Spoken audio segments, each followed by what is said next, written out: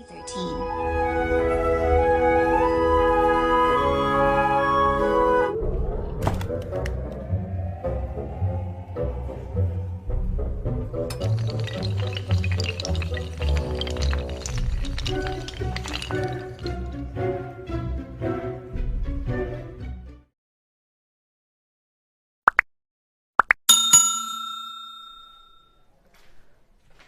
Hello students, आज हम लोग क्लास 10th में गणित चैप्टर से अध्याय 2 पढ़ेंगे, बहुपद के बारे में।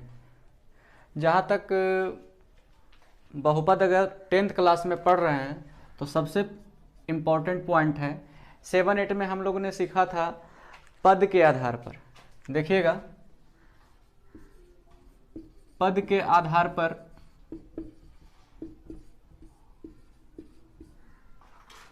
बहुपद के प्रकार।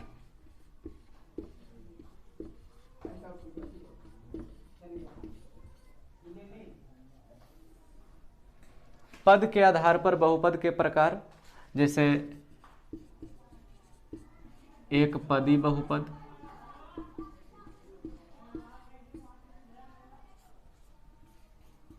द्विपदी बहुपद,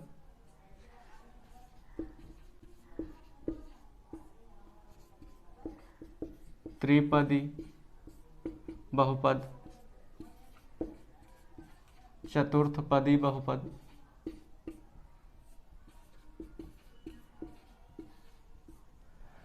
जैसे मान लिया जाए -7, 11, 11a, 2x, -3x, a³ या x², ये सब एक पद में है, तो हम ये सब को एक पदी बहुपद कहेंगे। यहाँ द्विपद बहुपद का बात है तो इसको हम दो पद के रूप में लिख सकते हैं, या तो फिर 2a - b, कुछ भी, x+1 या x - 1, यानी दो पद में होना चाहिए। उसी तरह से त्रिपदी, जैसे आपका हो गया a² + 2ab + b², तो ये तीन पद में है, एक पद, दो पद, तीन पद। उसी तरह से a² - 2ab + b², तो तीन पद में होना चाहिए त्रिपद में। और चतुर्थ पदी क्या है कि जैसे a³ + 3a² + 3ab² + b³, एक पद, दो पद, तीन पद, चार पद, तो ये चार पद में है। घात के आधार पर बहुपद के प्रकार देखिएगा, रैखिक बहुपद, रैखिक बहुपद, रैखिक बहुपद जिसका घात, जिसके चर मान का अधिकतम घात एक होना चाहिए। जैसे ax + b, ax + b एक व्यंजक है, लेकिन a और b वास्तविक संख्या है, वास्तविक संख्या है, और आपका चर मान x है, तो इस पर कोई पावर या घात नहीं है, तो हम लोग एक मान लेते हैं, इस पर एक मान लेते हैं। तो अधिकतम घात एक ही होना चाहिए, तो तब उसको हम कहेंगे रैखिक बहुपद। इसी तरह द्विघात बहुपद,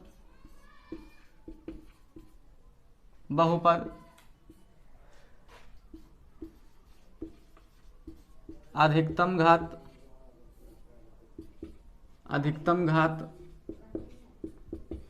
2 होना चाहिए। अगर किसी बहुपद का अधिकतम घात 2 है तो उसको हम द्विघात बहुपद कहेंगे।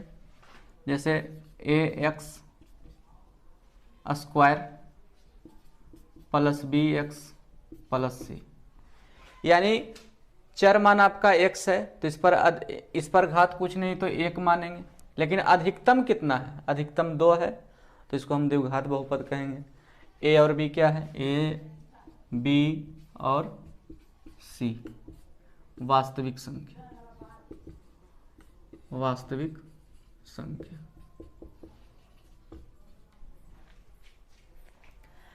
तो इसमें a नहीं देखा जाता है कि कितना पद है, यानी इस रूप में भी रहेगा तो भी द्विघात बहुपद होगा, अगर इस रूप में है तो भी द्विघात बहुपद में है, सिर्फ a भी रहेगा तो इसको हम द्विघात बहुपद में बोलेंगे। ध्यान दीजिएगा, तो a रहना, अधिकतम घात वाला जो पद है वो रहना जरूरी है, तभी हम इसको द्विघात बहुपद बोलेंगे। आगे ध्यान दीजिएगा,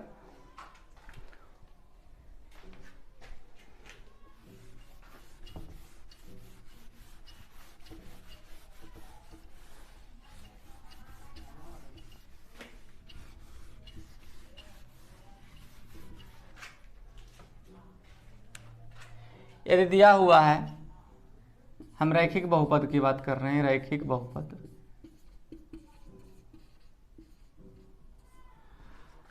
तो रैखिक बहुपद में अगर दिया हुआ है कि 2x प्लस 5 का शून्यक बताएं, शून्यक बताएं, शून्यक का बात करता है तो सबसे पहले तो ये बहुपद है, यानी px कितना, पोलिनोमियल, x चर मान है और p से बहुपद को p से सूचित करते हैं, पोलिनोमियल कहा जाता है। तो ये दिया हुआ है बहुपद 2x प्लस 5, शून्यक बताना है तो px बराबर शून्य से तुलना करेंगे, कंपेयर करेंगे, यानी px बराबर 0, तो px का वैल्यू क्या है, 2x प्लस 5 बराबर 0, तो 2x बराबर क्या हो जाएगा, -5, x बराबर क्या होगा, -5 बटा, कि जिस घात, यानी अधिकतम घात अगर 2 है तो ये द्विघात बहुपद होगा और इसके शून्यकों की संख्या भी क्या होगा, 2 होगा। जैसे देखिए, जैसे मान लिया जाए कि बहुपद है,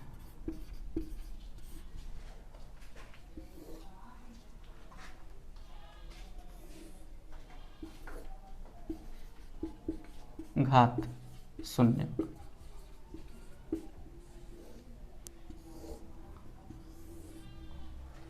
जैसे रैखिक बहुपद है तो घात 1 होगा तो शून्यक भी 1 होंगे,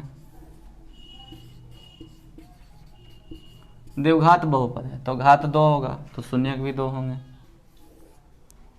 त्रिघात है तो त्रिघात है तो घात 3 होगा तो शून्यक भी 3 होंगे, चतुर्थ घात है तो घात कितना होगा, 4, तो शून्यक भी 4। ये बात को ध्यान में रखिएगा, इससे भी एग्जाम में आ जाता है ऑब्जेक्ट। ध्यान दीजिएगा, द्विघात बहुपद का व्यापक रूप ax square plus bx plus c है, इसका 2 शून्यक नहीं दिया हुआ तो मान लेंगे ax square plus bx plus c का 2 शून्यक अल्फा और बीटा है, अल्फा और बीटा है, तो शून्यकों का योग क्या होगा, शून्यकों का योग का मतलब a और a शून्यक है, इसको हम इस रूप में लिख सकते हैं। तो शून्यकों का योग क्या होता है, माइनस और x का गुणांक,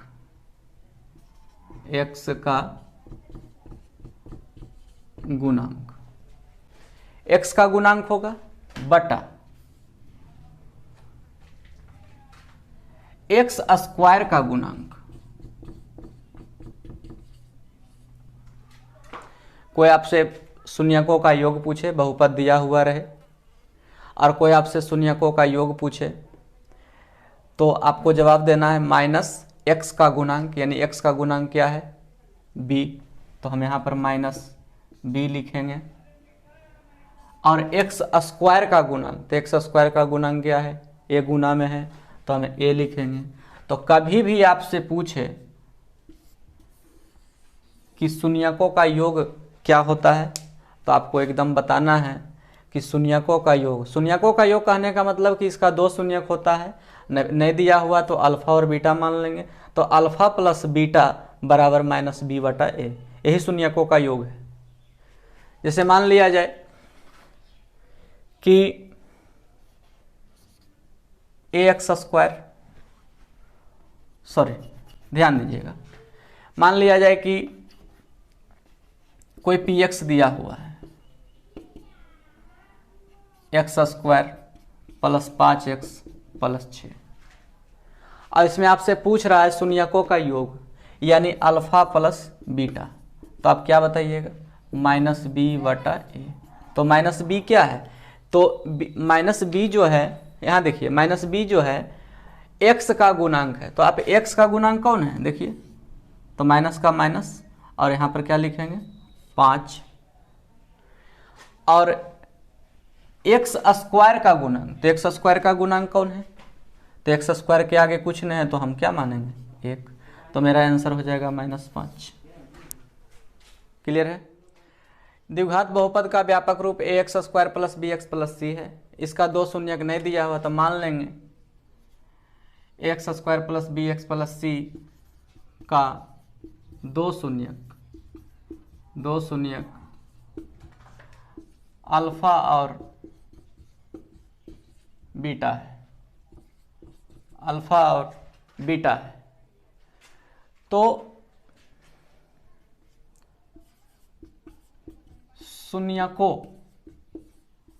शून्यकों का योग क्या होगा, शून्यकों का योग का मतलब ए और ए शून्यक है, इसको हम इस रूप में लिख सकते हैं।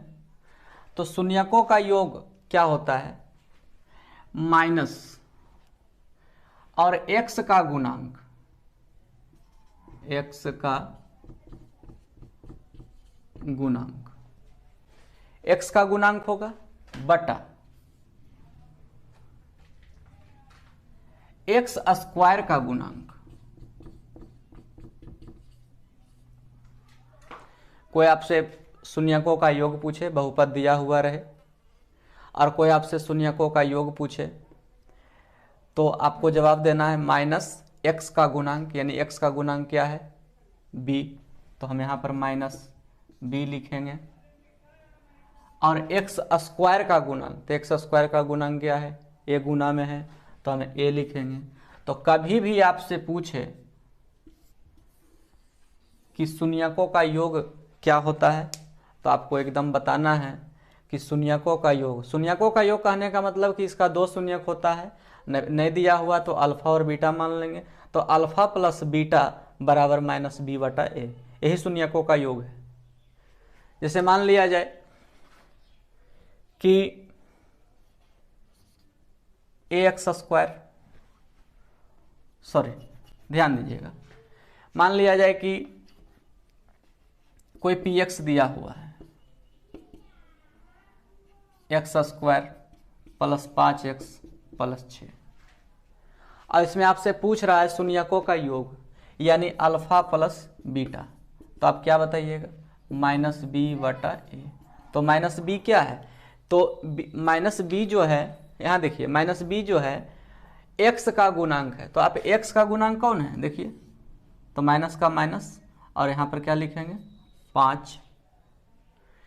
और एक्स स्क्वायर का गुणांक, तो एक्स स्क्वायर का गुणांक कौन है, तो एक्स स्क्वायर के आगे कुछ नहीं है तो हम क्या मानेंगे 1। तो मेरा आंसर हो जाएगा -5। क्लियर है। अब हम बात करते हैं शून्यकों का गुणांक, गुणांक बोलिए या गुणनफल बोलिए, तो इसका भी एक क्या है कि अचर पद, जैसे चर के साथ है, ये भी चर के साथ है और ये अचर है, बोलिएगा अचर पद बटा एक्स स्क्वायर का गुणांक। शून्यकों का गुणांक कहने का मतलब ये हुआ कि ये दोनों शून्यक है और इसको गुणा के रूप में लिखना है इस तरह से, अल्फा इंटू बीटा। तो अचर पद आपका क्या है, सी है। एक्स स्क्वायर का गुणांक क्या है, ए है, तो ए लिखेंगे। तो अल्फा इंटू बीटा बराबर सी बटा ए। अब जरा सा ध्यान दीजिएगा, जैसे कोई दिया हुआ है P x, x square plus 5x plus 6, आपसे पूछ दे कि शून्यकों का गुणांक लिखें या अल्फा इंटू बीटा, दोनों एक ही चीज है। शून्यकों का गुणांक द्विघात बहुपद में शून्यकों का गुणांक पूछे या अल्फा इंटू बीटा पूछे, तो अल्फा इंटू बीटा या शून्यकों का गुणांक, यही फॉर्मूला सेट करना है, सी बटा ए। सी क्या है, अचर पद है, अचर पद यहाँ क्या है, सी, जैसे सी बटा ए आप लिखे तो सी क्या है 6 है, और ए क्या है, एक्स स्क्वायर के आगे कुछ नहीं तो 1 हो जाएगा, तो आपका रिजल्ट क्या होगा 6, यानी अल्फा इंटू बीटा बराबर 6, या शून्यकों का गुणांक 6 होता है। वो x square plus b x plus c के रूप का होता है। यदि मान लेते हैं कि इसका 2 शून्यक हमको पता नहीं है, तो जिसके 2 शून्यक आप क्या ले सकते हैं, अल्फा और बीटा। अब इसे मान लिया जाए गुणनखंड द्वारा शून्यक ज्ञात करना। जरा सा ध्यान दीजिएगा, ए एक फॉर्मूला टाइप का है, इसका शून्यक हम अल्फा और बीटा मान लेते हैं। यदि आपका P x x square plus 7x plus 10 अगर दिया हुआ है, तो अगर कहेगा कि इसका शून्यक क्या होगा, तो हम गुणनखंड के द्वारा ज्ञात करेंगे। देखिएगा, तो हम जब शून्यक की बात करें तो पी एक्स बराबर हम 0 लिख देंगे। पी एक्स का वैल्यू क्या है, x square plus 7x plus 10। जरा सा ध्यान दीजिएगा, इसमें एक खेला है। खेला क्या है, आपको ये समझना है कि जब आप गुणनखंड के द्वारा शून्यक ज्ञात करने के लिए निकले हैं या गुणनखंड कर रहे हैं, तो ये दोनों को गुणा करके मन में रख लेना है, एक्स स्क्वायर और 10, यानी मेरा हो गया 10x स्क्वायर। मध्य पद यानी बीच वाला पद को ऐसा से तोड़ना है 2 खंड में कि जोड़ने घटाने पर 7x ही आना चाहिए, और जब दोनों खंड को जब हम गुना करें तो 10x स्क्वायर आना चाहिए। तो देखिएगा, एक्स स्क्वायर का एक्स स्क्वायर लिख दिए, इसको 5x और प्लस 2x में तोड़ दें। 5x और 2x 7x, और 5x और 2x को जब गुना कीजिएगा 5 दूना 10, x गुने x, एक्स स्क्वायर 10 होगी बराबर 0। अब देखना है ये दोनों में क्या कॉमन, उभयनिष्ठ क्या मिल रहा है। तो 5 तो इसमें नहीं है, लेकिन x इसमें भी है और x इसमें भी है, तो आप x कॉमन लीजिएगा। तो x को आप कितना से गुना कर दे कि x स्क्वायर हो जाए, तो x को आप x से गुना कीजिएगा तब x स्क्वायर होगा। उसी प्रकार x को कितना से गुना कर दे कि 5x हो जाए, तो आप 5 से गुना कीजिएगा तो 5x होगा। अब यहाँ पर है 2 कॉमन लेंगे, तो 2 को हम कितना से गुना करें कि 2x हो जाए, तो x से गुना करेंगे। उसी तरह 2 को हम कितना से गुना करें कि 10 हो जाए, तो 5 से गुना करेंगे तो क्या हो जाएगा, 10 हो जाएगा। अब आगे ध्यान देना है। अब देखिए, x प्लस 5 इधर भी है और x प्लस 5 इधर भी है, तो हम x प्लस 5 को कॉमन ले लेंगे, तो बच क्या जाएगा मेरा x प्लस 2 इस रूप में, यानी आपका 0। अब ये 0 दोनों के लिए हो गया, यानी कि x प्लस 5 बराबर 0, x प्लस 2 बराबर 0, यानी x प्लस 5 है, उधर जाएगा तो -5, और यहाँ x बराबर -2। यानी कि ज्ञात करेंगे तो px बराबर क्या लिखेंगे 0। तो px का वैल्यू क्या होगा x² प्लस 5x प्लस 6 बराबर 0। अब फिर वही बात हो गया, इसको गुणनखंड विधि से ज्ञात करके अगर शून्य ज्ञात करना है तो सबसे पहले आप इसका एक खेला जरूर समझिए, फिर से समझा रहे हैं। इसको और इसको गुना करके मन में रख लीजिए, यानी मन में आपका कितना आया 6x² आया। अब बीच वाला पद जो 5x आपको दिख रहा है, इसको ऐसा से आप तोड़िए कि जोड़ने घटाने पर 5 ही x आना चाहिए, लेकिन वही जब दोनों खंड को गुना कीजिए तो 6x। तो देखिएगा x² plus 2x plus 3x, तो 2x और 3x क्या आया 5x।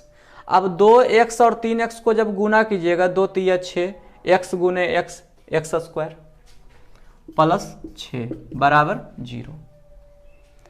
अब ये दोनों में देखना है कि क्या मिल रहा है, तो ये दोनों में x मिल रहा है, तो x को कितना से गुना करें कि x², तो x से गुना कीजिएगा। x को कितना से गुना करें कि 2x हो जाए, तो 2 से गुना करेंगे। उसी तरह से 3 कॉमन हो गया, 3 को कितना से गुना करें कि 3x हो जाए, तो x से गुना करेंगे। 3 को कितना से गुना करें कि 6 हो जाए, तो 2 से गुना करेंगे। अब क्या है कि x प्लस 2 इधर भी है और x प्लस 2 इधर भी है, तो हम x प्लस 2 को कॉमन ले लेंगे।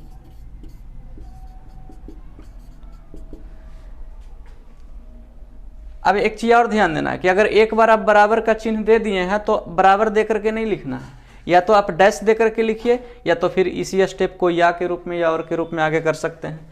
तो x प्लस 2, अब यहाँ पर क्या हो जाएगा x इधर और 3 इधर बराबर 0। अब ये 0 दोनों के लिए हो गया, तो x प्लस 2 बराबर 0, तो x बराबर क्या हो जाएगा -2, और x प्लस 3 बराबर 0, तो x बराबर क्या हो जाएगा -3 हो जाएगा। जैसे मेरा आया ना x बराबर -2 और x बराबर -3, तो समझिए कि एक अल्फा है और एक बीटा है, 2 शून्यक होता है, तो एक अल्फा है और एक बीटा है। तो जांच के लिए तो अल्फा बराबर -2 और बीटा बराबर -3, तो शून्यकों का योग क्या हो जाएगा, तो शून्यकों का योग आपने क्या पढ़ा था -b/a। अब देखिएगा माइनस का माइनस दे दिए, b का देखिए b x का गुणांक होता है तो 5 है, और a आपका कितना है x² के आगे कुछ नहीं तो 1 है, तो मेरा वैल्यू क्या हो गया -5। ये शून्यकों का योग हुआ। लेकिन मेरा a भी तो शून्यक है, इसको भी तो योग कर सकते हैं, तो क्या हो जाएगा अल्फा प्लस बीटा। तो अल्फा का वैल्यू -2 प्लस बीटा का वैल्यू -3। देखिएगा तो -2 और प्लस माइनस -5 आया। तो इसी को हम कहते हैं सत्यता की जांच, यानी कि दोनों तरफ से वैल्यू सेम है। आप शून्यकों का योग सूत्र से लीजिए तो भी कोई दिक्कत नहीं है, शून्यकों का योग जो आपका गुणनखंड में आया उसको भी योग कीजिएगा तो सेम आएगा। आगे ध्यान दीजिएगा, शून्यकों का गुणांक, शून्यकों का गुणांक ध्यान दीजिए। तो शून्यकों का गुणांक आपने क्या पढ़ा था c/a। c का वैल्यू क्या है 6 है, और a का वैल्यू क्या है x² का गुणांक के आगे कुछ नहीं है तो हम 1 मान लेंगे, तो आपका देखिए रिजल्ट क्या है 6 है। अब हम ये जो शून्यक आया इसको भी गुना करके हम वही चीज ला सकते हैं। देखिएगा अल्फा इंटू बीटा, तो अल्फा कितना है -2, बीटा कितना है -3, तो माइनस माइनस प्लस 2 3 6 सेम है। तो इसी को हम बोलते हैं सत्यता की जांच, और इसी पर आप लोग बहुत सारा क्वेश्चन को हल कर सकते हैं।